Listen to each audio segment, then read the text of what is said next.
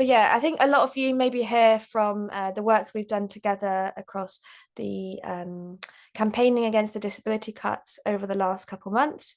And some of you might have just come along because you're interested in Mad Youth Organise. So I thought we'd start maybe by talking about what we've been up to over the last couple of months. We've been part of the much broader and collective struggle against the welfare cuts that I know many of us have been a part of. And we've joined the broader disability movement in resisting our government's attack on our community.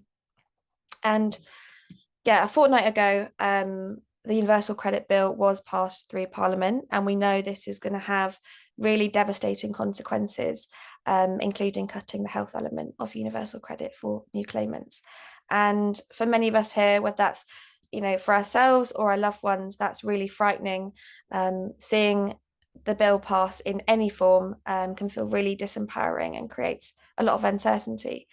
And yeah, maybe you're in this room or people you care about, your friends, your family, we are grappling with what this means for ourselves and our loved ones. And I just want to recognize this is a really difficult moment despite the wins that we did make to the bill. And yeah, in moments like this, it is really easy to feel disempowered. And I think that's why exactly community matters so much in these moments. We need to come together to reflect, to rest. A lot of us have been very busy, but also to recognise the power that we have when we come together and the power that we have shown over the last couple of months.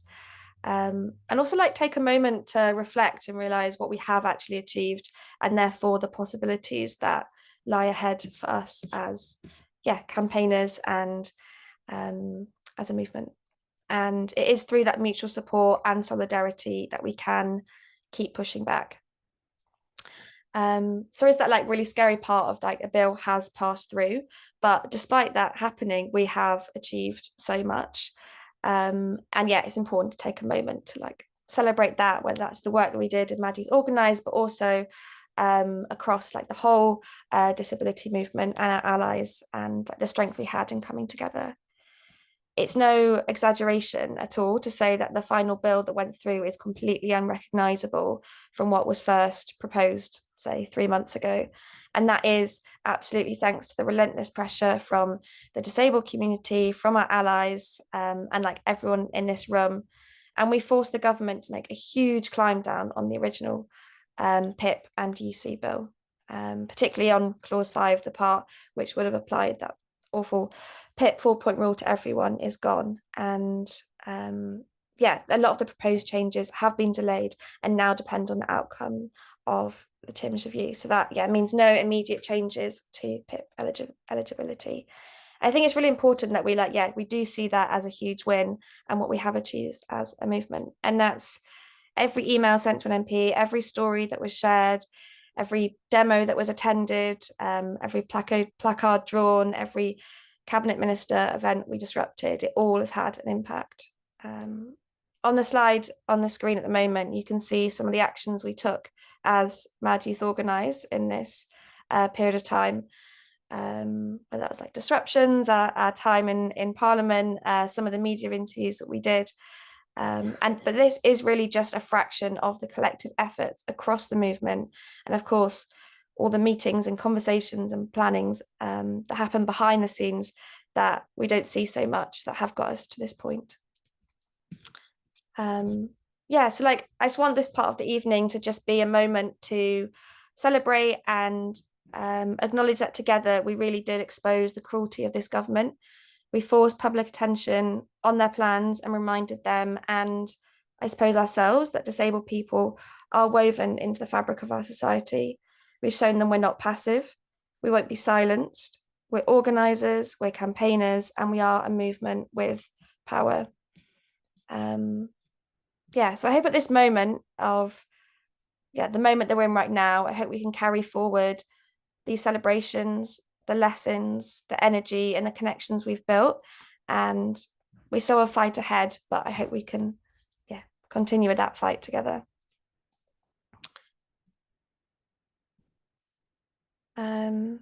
So we know the fight doesn't stop here. And there is a long way to go, whether that's with the disability cuts, but also within our movement. And we know that because the government will continue its attacks on disabled people, and the root causes of the mental health crisis are still firmly in place. And that's why at Mad Youth Organise, we're building a collective response, one that actively challenges the corporations and the policies fueling the mental health crisis. So with that, I'd like to introduce Gigi. Gigi is one of our amazing leaders, has been involved since the very beginning, did some amazing work around the disability cuts, disrupted Darren Jones. And she's going to talk a little bit more about who we are as Mad Youth Organise and what we have done, I suppose, before our disability cuts work as well. Hello. Can everyone see me? I can't. Oh, there we go. I can see myself now. Hi everyone. I'm Gigi. Thanks for that, Hannah. I'm going to talk to you a little bit about the background and some of the work we've done around the manifesto and then our launch, etc., just to give you a bit more context about who we are. So just context for our society today, 1 in 5 young people aged between 8 to 25 are living with a probable mental health issue. I would probably say it's much higher than that at this point, but many are still waiting months, even years to access quite basic care that's often inadequate, traumatic, or just simply non-existent, depending on where you are. And unfortunately, many are paying the price with their lives. We are the generation growing up under the impacts of austerity. We've watched the welfare state be stripped away in front of our eyes, public services totally gutted, and profits handed over to corporations that make our lives harder every single day. Big tech firms are exploiting our data and feeding us content that damages our mental health. Fossil fuel companies are destroying our future and the environment, our world. Landlords and property developers are pushing us out of our homes, making housing totally inaccessible. Employers are locking us into low-paid, precarious, inaccessible work. The cost of living means that many of us, especially those of us living with disabilities like mental health issues, will never know what it's like to live outside of financial precarity. And while all of this goes on, private mental health care is booming. Quality care exist minimally, but only for those you can pay and pay huge amounts of money. I remember when I was younger and my family were looking at sending me to the Priory, and they were quoting us up to £10,000 a week for a stay. So for the vast majority of society, of course, including myself, that's totally inaccessible, especially for young people stuck in insecure housing, unstable jobs, and unsupported communities. It's simply just not an option. So, with this slight context, there's so much more I could go into. One of the key questions that we asked ourselves is it any wonder that so many of us are mad? We formed Mad Youth Organise to challenge this, to say that we are not broken, the system is. The system is making us sick. So we're a youth-led campaign made up of people who have lived experience of mental illness and madness. We're a group of young people that could see what the mainstream narrative on mental illness was missing. So most of these campaigns are not talking about capitalism or corporations or austerity. It wasn't talking about racism, ableism, poverty, about the structural violence shaping our lives. We are committed to moving beyond what feels like surface level awareness campaigns, which do nothing to really address the system that's keeping us stuck. So we began writing the Mad Youth Manifesto, and I think that the link is going to be shared on the chat right now. If you haven't given it a read, I really encourage you to do so. So we met in the Lake District last autumn, which means it's kind of coming up to a year. That was the first time that many of us had met in person, and we came together to share our experiences and discuss more about what we wanted this piece of work to be. From there, the manifesto was built collaboratively through voice notes, online discussions, and collective writing. So really, it was a group effort, and all of our voices were in there. It's not just a list of demands, although there is a list of demands which you can access as well. It's an exploration of how different sectors, from big tech, as I said, to fossil fuels, to private healthcare, are making us sick. So it's grounded in lived experience and fueled by rage, also some hope and solidarity. It says, this is what's happening and this is what we want to change. So to launch the manifesto and to launch Mad Youth Organise, we took action. We were tired of the tokenism around Children's Mental Health Week, the hashtags, the hand wringing, again, without ever really naming what we believed to be the real causes of the crisis. We organised a week of direct action, starting with die-ins at 4 key locations across London. First, we went to the Priory Hospital, which I mentioned earlier, one of the biggest providers of private mental health care. The NHS now spends over £2 billion a year sending patients to the Priory hospitals. And those are places that often traumatize rather than treat. And I know a lot of Mad Youth Organise leaders have experience of that. Next, we went to Meta HQ, challenging how social media platforms profit off our attention and drive our distress. And you can see some images on the screen now of that. We also protested outside Shell, calling out the fossil fuel industry for driving climate collapse, which is already shaping our futures and our mental health. And we targeted the Home Builders Federation to demand stable, safe housing in a world where rents are rising and eviction is a constant threat. Each target showed a different face of the same system, a system that consistently puts profits over people and then blames us when we break. Mad Youth Organise exists to fight back. We are not here to raise awareness. We're here to build power collectively and to name the systems that are harming us and demanding something better. Because we all believe here that our mental health is not an individual problem, it's a collective one, it's a political one. Thank you. And I will hand back now to Hannah, I believe. Perfect. Thank you so much, Gigi. I'm now going to welcome Rosie. So Rosie is another one of our wonderful leaders at Mad Youth Organise. I think Rosie's going to talk to you about her experience and her experience of being a leader.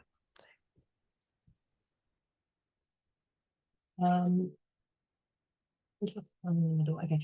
Hi everyone. So I'm Rosie. I'm 30 years old and I've experienced mental health problems since I was a child. And during my 20s, an acute mental health crisis spiraled into 3 years of being in and out of psychiatric hospitals, detained under the Mental Health Act. The treatment I received was full of failings and it was trapping me in a cycle of detention due to a lack of adequate community-based treatment. I've been traumatized and abused by the psychiatric care system, but being a leader with Mad Youth Organise has allowed me to take back control of the narrative of my madness. Since joining last year, I have found my voice and reclaimed the power that was taken from me by taking part in my first ever direct action. And I read a poem that I'd written about my time detained in hospital outside of the Priory, Roehampton. I've directly spoken to MPs in the Houses of Parliament about how my experiences in hospital have further disabled me, and I've spoken out against the cruel cuts on various different media outlets. I could have never imagined a few years ago when I was behind locked hospital doors on my own that I would be able to so fiercely advocate not only for myself, but for all young mad people. But I haven't had to do it alone, and through this campaign, I have also developed such a beautiful community with everyone at Mad Youth Organise. I have a network of fellow queer mad souls who I can just exist with, cry with, laugh with, but most importantly, fight against the system alongside. So yeah, I'm really appreciative and honoured to be a part of Mad Youth Organise. Thanks so much for sharing that, Rosie. That was really beautiful. I'm really honoured to get to organise alongside you with just Mad Youth Organise and and Gigi as well. So both Gigi and Rosie are incredible leaders at Mad Youth Organise, and as Rosie just spoke about, being a leader with Mad Youth Organise means being part of a group of other young people that come together around collective shared experiences of mental illness and madness. So Mad Youth Organise comes together to use our experiences and stories as really powerful tools for change. Our leaders are at the heart of absolutely everything we do. They shape the direction of the campaign. They challenge the systems that harm us. They speak at public events. They genuinely lead the work. As a leader and as a leader group, we regularly spend time online together to help shape campaign strategy and demands. You might be speaking at media interviews, you might be doing blog posts, you might be heading to Parliament with us, you might be sharing poetry or other art as Rosie does. Leaders do all sorts of roles and support the organising and lead the organising in all kinds of different ways. So if this sounds like a group that you would like to be part of, then we would love to hear from you. So we're going to share some links in the chat now about how you can join our leader group. And you can see we've got some QR codes up on the slides there about how you can get involved. So there's a few details to fill out if you follow the link, and a box to share your own story of mental illness and the impact that capitalism is having upon you and all of us. So there should be a link in the chat now that is a form where you can share your story, tell us a bit about you, and yeah, if you're interested in getting involved in Mad Youth Organise and particularly becoming a leader, yeah, would love to hear from you, and it'd be great if you can fill that out. And over the next few weeks, we, and Hannah in particular, will probably be in touch with you by email to arrange a chat to follow up. Yeah, and if you have any questions, if you don't want to fill the form in at the moment, if you just have some questions about being what a leader is, then yeah, please email us. We're very up for having a chat about that and letting you know a bit more about it. But yeah, if you are a person under 30 with lived experience of madness, yeah, it'd be great to hear from you, and great if you wanted to get involved. And when Gigi was speaking, she spoke a little bit about our Mad Youth Manifesto. And tonight, I'm really excited to introduce the Mad Youth Manifesto reading groups, which is another way that you can get involved with Mad Youth Organise if you like. And also a way to meet other people who might have had similar experiences to you or share a similar analysis to you. So what is a reading group? It's basically a really low pressure and informal space to come together, be that online or in person, to read and reflect on the Mad Youth Manifesto. You don't need to be an expert, you don't need a particular background. It's really just about being curious and wanting to connect with other people and be open to thinking about the systems that shape our distress and how collectively we can imagine something better. It's also a chance, if you're over 30 but are affected by these issues, to get involved with others thinking about it. Yeah, even if like you can't join the main leader group. So you can either join an existing reading group or you can start your own. We'll support you with materials, discussion guides, and we can help you connect with others who are interested, so you won't be doing it alone. So if you are interested, fill in the form that we'll drop in the chat, and we'll be in touch about how you can get started. So I think appearing in the chat now, there should be a form for the reading groups. And finally, make sure you are signed up to Mad Youth Organise and Just Treatment's mailing list. And for those of you who don't know, Just Treatment is the organisation that incubates Mad Youth Organise. Yeah, so do sign up to the mailing lists and we'll share all the latest news, actions and events related to the campaign.